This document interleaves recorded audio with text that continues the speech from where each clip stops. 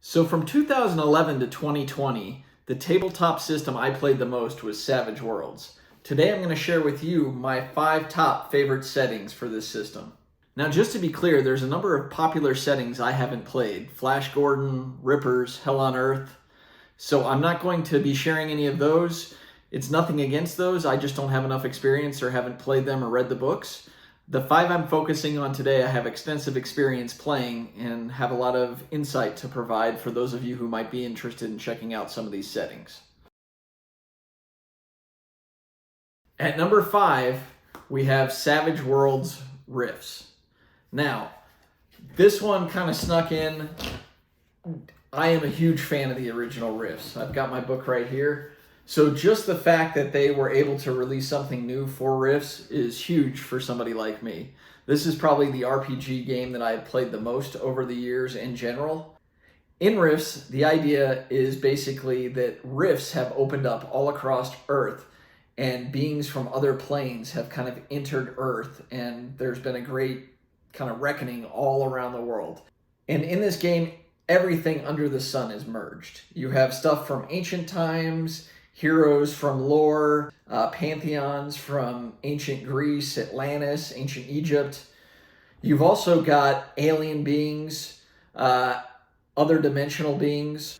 Because one problem with the original Rifts is the level of complexity and time that it takes, having it in a format where it can be fast, furious, and fun is exciting, and there's a lot that can be done with this. Now, where it falls a little short, and the reason it's only at number 5, is because, to make it fast, furious, and fun, they have oversimplified a lot of things. In particular, within the Game Master's Handbook, I was not a huge fan, and the reason is because they kind of condensed stuff down to the point where they just dumbed it down way too much. I mean, in the original Rifts, you had the coalition states across the US, which there were numerous coalition states. In the new Savage Worlds Rifts Game Master's Handbook, there's only one coalition state. It centers around Chi-Town, Chicago. Additionally, there's a whole lot of regions left out, or they kind of just gloss over them. Another one that's really cool in the original Rifts is Lone Star, and they kind of go back to like the Texas Rangers and mix in some cool things in the Rift setting. None of that is really in the Savage Worlds version of Rift. And I know as well, this is a 3-book box set, and there's been a couple other books that were released, whereas the original Rifts had something like 120-something books plus the different issues of the Rifters. So there's no way that it could match the scale of the original Rifts. I do appreciate the fact that somebody is bringing Rifts to a younger generation, but I would say if you're going to play Rift Savage Worlds, it is fun just to make things fast, but I would take a look at the original material. It makes a lot more sense and it's way better. So at number 4, I have one from the old Savage Worlds Explorers Edition that a lot of people might not have heard of. It's not a very common one, but it has been a whole lot of fun when we played it. And it is Savage Worlds Clockwork Dreams. Now this is basically steampunk. In general, think of airships, kind of mechanical gear interwoven with magic in kind of a fairy world. There's all kinds of neat classes. They've got a great story arc. So if there's anything I would criticize about this game, kind of the way that the campaign flows is a little bit linear and things can kind of go awry from what's in there. So you do have to be creative as a GM. Additionally, this is an unknown entity. And what I mean by this is its own fantasy world that you kind of have to familiarize yourself with as a GM. So it takes a little bit more to get into and present to your players. You have to remember who the rulers are, where the locations are, and these aren't things you're going to be familiar with. But in general, if you're looking for a good steampunk game and you enjoy the Savage World system, this game is excellent. So for my 3rd favorite Savage World setting, I want to preface this by saying this is one of the greatest settings I have ever played. So it was a very hard decision to place this at number 3. Maybe it's just something I haven't been playing as much recently, but it is one of the all-time greats.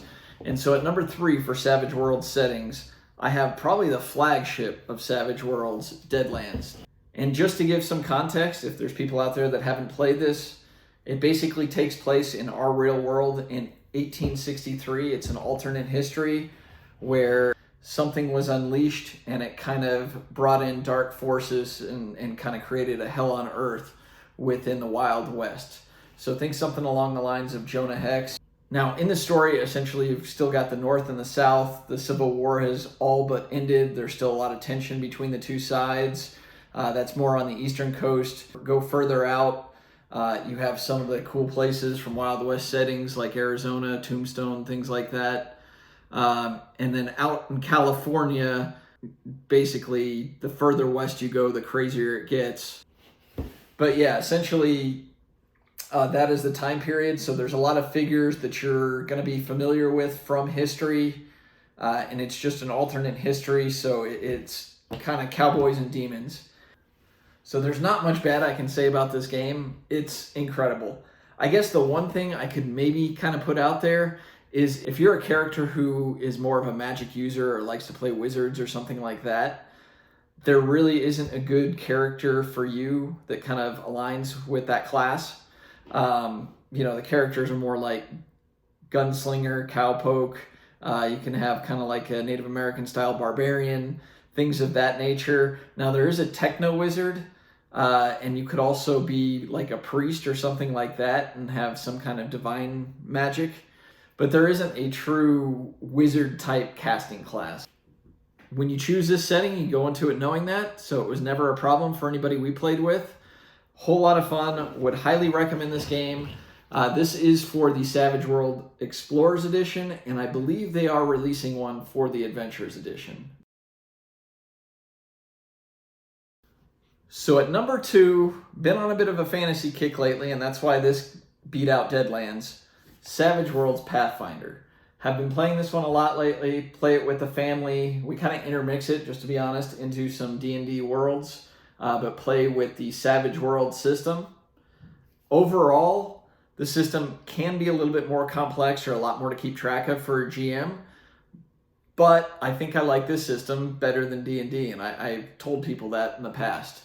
Now, it might be a little bit difficult for some people to get used to, and just for familiarity's sake, still play D&D as well and do enjoy that system.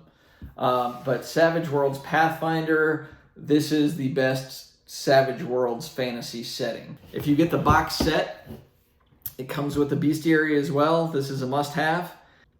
And this will allow you to convert anything from any other fantasy setting you can imagine. Regular Pathfinder, D&D, you name it, using the Savage Worlds setting. You have all the same classes that you would have in Pathfinder, which closely mirror those in D&D, at least D&D 3.5. One of the reasons I love the Savage Worlds system is the way things scale.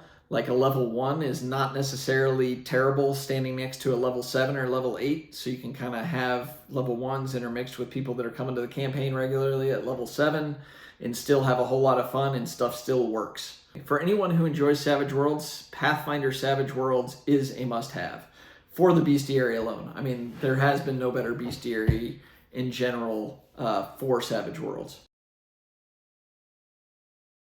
So this last one, number 1, Savage Worlds setting, in my opinion, that I have the most fun playing, and this might surprise a lot of people, but it kind of reminds me of my favorite Savage Worlds book. So that's a large part of it. And just for anybody who doesn't know, I've mentioned this in other videos, my favorite Savage Worlds book is the Horror Companion. They introduce something called a fear mechanic or sanity, and basically you do fear checks. You can meet your demise in terms of being mentally damaged or fearful versus physical damage. And that leads me to my all-time favorite Savage Worlds setting, East Texas University.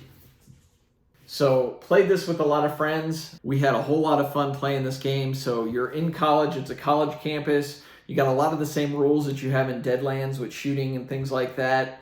You have a lot of rules similar to what comes out of the Horror Companion, and you're in the town of Pine Box, Texas as a student, and campaigns progress by years. So it's kind of like you're having to meet the goals as a student, freshman to progress to sophomore to junior to senior, but still kind of go through the campaign.